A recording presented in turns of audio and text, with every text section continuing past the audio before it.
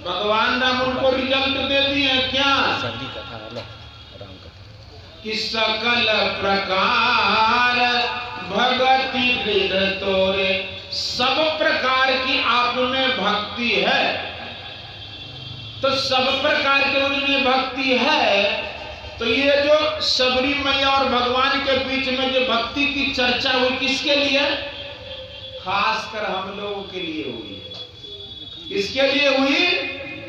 हम लोगों के लिए।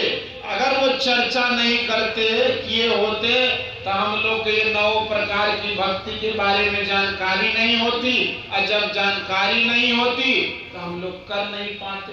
प्रथम भगति संतन कर संगा, दूसरा मम कथा प्रसंगा, गुरुपद पंकज सेवा, तीसरी भक्ति अमान, चौथी भक्ति मम गुण गना, करे कपट तजी गान, मंत्र जाप मम दृढ़ विश्वासा, पंचम भजन से वेद प्रकाशा, छठम शील विरति बहुकर्मा, निरत निरंतर सज्जन धर्मा, सातम समोहि मैं जग देखा, मोते अधिक संत करि लेखा, आठम यथा लाभ संतोषा, सपने नहीं देखई पर दोषा, नवम सरल सन सब छल हीना, मम भरोस ये हर्ष न दीना। ये 9 प्रकार की भक्ति भगवान राम सबरी मैया को माध्यम बना के हम लोगों के लिए प्रस्तुत किए। 1 से लेकर 5 भक्ति तक हम लोग कर लेते हैं, हो जाती है। पहले जानिए चाहे नहीं जानिए, 1 से लेकर 5 भक्ति तक। अभी सत्संग हम लोग करते हैं, अदा कदा साधु महात्मा के संग हो ही जाता है, प्रथम भक्ति मिल जाती, प्रथम भक्ति।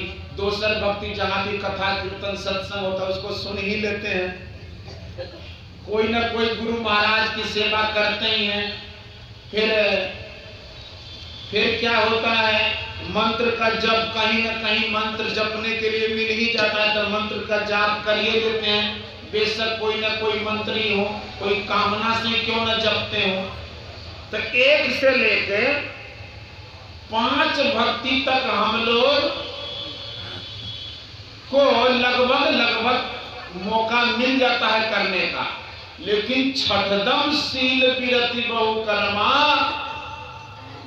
ये जो छठी भक्ति जो है, ये तो इंद्रियों वो दमन करने वाली भक्ति, जिसमें झूठ, चोरी, नशा, हिंसा, व्यभिचार, ये 5 पाप को छोड़ने वाली बात है, जो कि बड़ा कठिन है। कहने के लिए तो कहा जाता है, लेकिन ये छठी भक्ति इंद्रियों को दमन करने वाली है। आंख देखना चाहती है, लेकिन हम देखने नहीं देते। कान सुनना चाहता है, लेकिन हम सुनने नहीं देते। हाथ पकड़ना चाहता है, छूना चाहता है, लेकिन हम छूने नहीं देते। जिह्वा कुछ रस को लेना चाहती है, लेकिन हम लेने नहीं देते। और क्या छूट गया? कान कुछ सुनना चाहता है, लेकिन हम सुनने देते हैं। मतलब रूप, रस, गंध, स्पर्श और शब्द, ये जो इंद्रियां हैं अपने अपने हिसाब से अपना अपना खुराक चाहती है, लेकिन उस खुराक को बंद करके हम लोग अंतर्मुख करते हैं उसको। यही है छठदम शील विरति बहुकर्मा, निरत निरंतर सज्जन धर्मा। ये सज्जनों का धर्म है, झूठ, चोरी, नशा, हिंसा, व्यभिचार का पालन।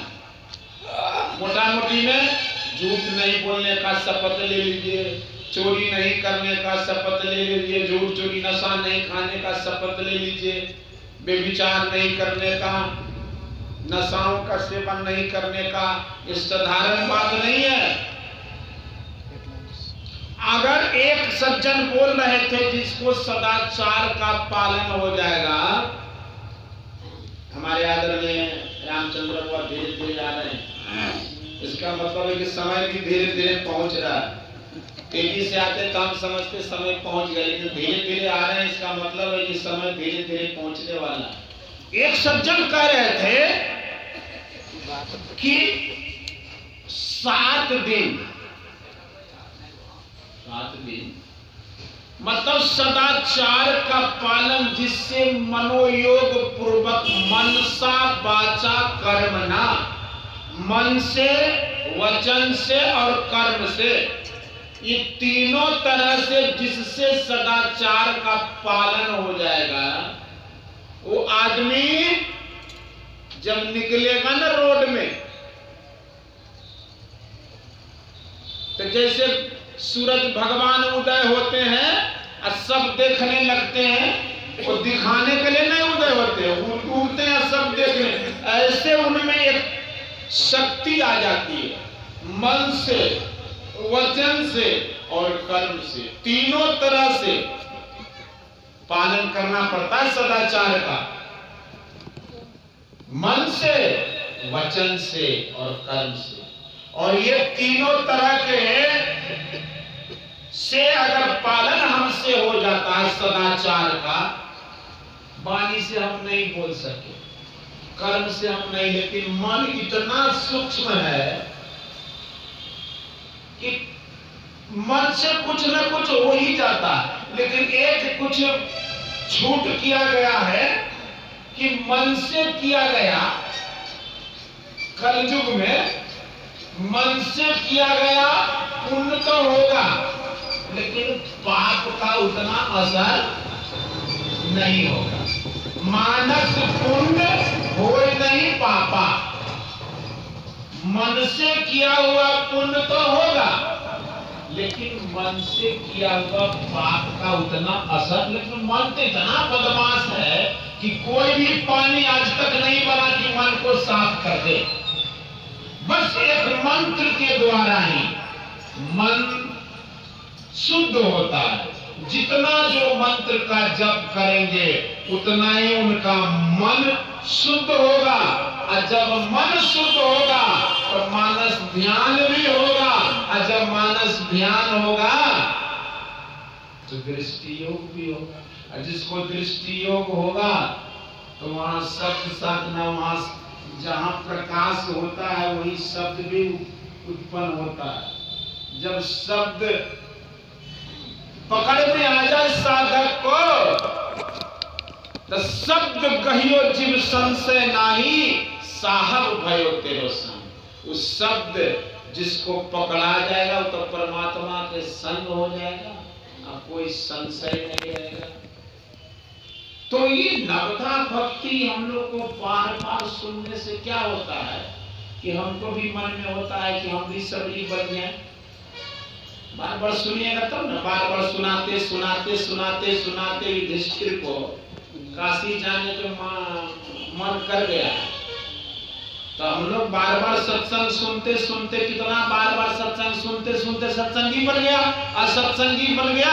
सत्संग में आते आते आते आते आते साधक बन गया, और साधना करते करते कितना संत बन गए। और संत जब बन गए तो संत भगवंत अंतर निरंतर नहीं, बात वहां तक पहुंच जाती है। तो ये धीरे धीरे जो हम लोग जो छोर पकड़ लिए हैं, छोर बहुत गहरी कुआं में बाल्टी में रस्सी बांधते हैं पानी निकालने के लिए। बाल्टी के साथ लगभग सब रस्सी बाल्टी के साथ, लेकिन एकमात्र छोर पकड़ के हम लोग रहते हैं। अगर वो छोर छूट गया तब तो रस्सी भी गई, बाल्टी भी गई और प्यासे भी रहे। तो छोर जो पकड़ के रखता है तो उसी छोर के द्वारा सब रस्सियां भी मिल जाती है और बाल्टी में पानी भी आ जाता है, और पानी जब आ जाता है तो प्यास भी बुझ जाती है। तो उसी तरह सत्संग ध्यान रूपी छोर हम लोग को छोड़ना नहीं है। ऐसे हमारे आदरणीय लोग सब, ये रामचंद्र बाबू देखिए, सबकी बस की बात नहीं है। इतना बढ़िया चौराहा पर कुटिया बना देना सबकी बस की बात नहीं। बहुत बड़ा त्याग किए हैं, ये बहुत बड़ा त्यागी हैं। इतना ही भ्रंट जगह पर किसके मुंह में पानी नहीं आता होगा कि यहाँ एक हम मॉल बना दे बड़का सा चौराहा पर, लेकिन यहाँ कुटिया बनी हुई है। ये कुटिया रहेगी, हाँ बाबा ऐसी व्यवस्था करके जा रहे की कुटिया रहेगी। देखिए इतना इतना घर मकान सबको मिलता है, उधर कोई प्रणाम नहीं करता। देखिए यहाँ साधारण है, देखते हैं कि अरे बूढ़ा बुजुर्ग प्रणाम करता करता देखते हैं लड़का लड़की भी ऐसे झुक जाता है। खासियत है इसमें। लड़का लड़की को जो पढ़ने लिखने वाला है वो भी ऐसे झुक जाता है। क्या है यहाँ, ना कोई संगमरमर अभी बाबा बढ़िया से अधिको न प्लस करो न करवा पाए तो फिर भी झुक जाता है। तो वो छोर हम लोग को पकड़ना है, और छोर को पकड़ के रखेंगे तो वही सब रस्सियां मिलेगी, बाल्टी में पानी भी आ जाएगा और प्यास भी बुझ जाएगी। और जब प्यास बुझ जाएगी तो फिर कहना क्या है, प्यासा हम लोग है ना, प्यासा है परमात्मा रूपी पानी पीने के लिए हम लोग प्यासा हैं। यही बाबा जो व्यवस्था किए हैं, इसी व्यवस्था रूपी छोर पकड़ के रखिए और आनंद करते रहिए। बोलिए श्री सद्गुरु महाराज की जय।